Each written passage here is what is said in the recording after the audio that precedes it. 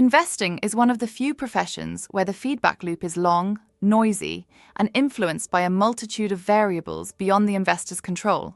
Amid this uncertainty, great investors seek clarity, not certainty, and one of the most powerful tools they rely on is reading.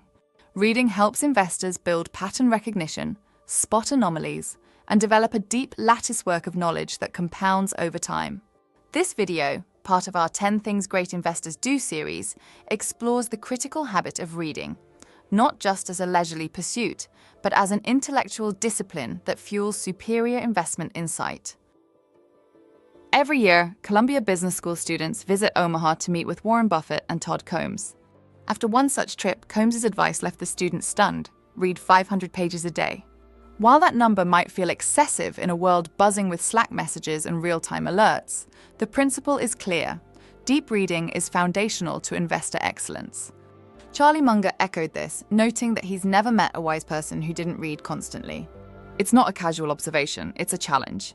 In a profession where your edge is often a question of insight, time spent reading is a strategic investment.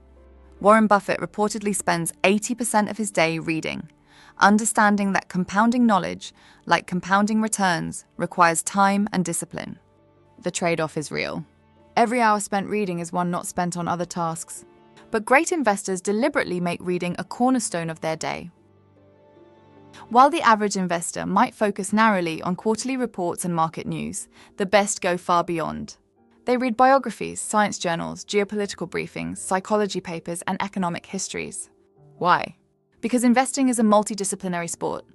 Jeff Bezos built Amazon not just by understanding retail or logistics, but by deeply internalizing concepts from books like The Innovator's Dilemma and The Goal. These readings gave him a framework for managing disruption and optimization, principles that became central to Amazon's business architecture. Ray Dalio's fascination with history and systems theory led him to read deeply in economic cycles, Confucian philosophy, and machine learning.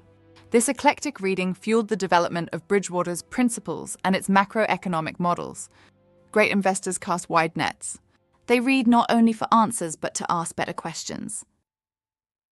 There's a compounding effect to knowledge that mirrors the compounding effect of returns. As investors read across domains, they accumulate mental models, frameworks that can be applied across contexts.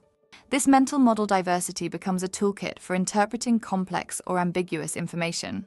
Cathie Wood's bold investments in genomics, robotics, and artificial intelligence are rooted in an appetite for cross-sector research.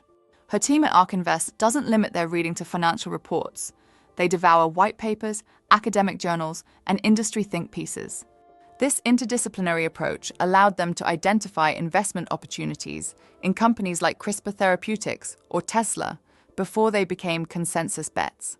The key isn't just reading broadly, it's reading deeply enough to internalize insights, see second and third order effects, and make connections others miss. Great investors know that intellectual humility is a competitive advantage. That's why they actively seek out opposing viewpoints. Not to dismiss them, but to sharpen their own thinking. Howard Marks of Oaktree Capital is famous for his memos, many of which wrestle with contrarian insights. Marks doesn't just present his own view, he constructs the case against it, then examines both with clarity and nuance. This habit of engaging with other perspectives helps investors move beyond first-level thinking to what Marks calls second-level thinking. Reading people you disagree with may be uncomfortable, but it's also liberating. It immunizes investors against groupthink and helps them spot overhyped trends and crowded trades. The digital age has brought an explosion of content, but also a glut of distraction. Investors are bombarded with tweets, headlines, and hot takes. In this environment, reading deeply is not just difficult, it's rebellious. But tools exist to help cut through the noise. Curated newsletters like Stratechery for tech, Not Boring for startups and innovation, or The Diff for complex industry analysis have become the new must-reads for serious investors.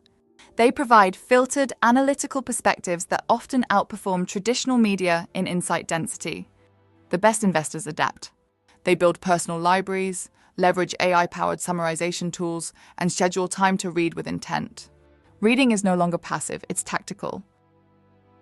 What separates the average from the exceptional is often preparation. Reading builds a reservoir of insights that may not be immediately actionable, but surface when conditions align.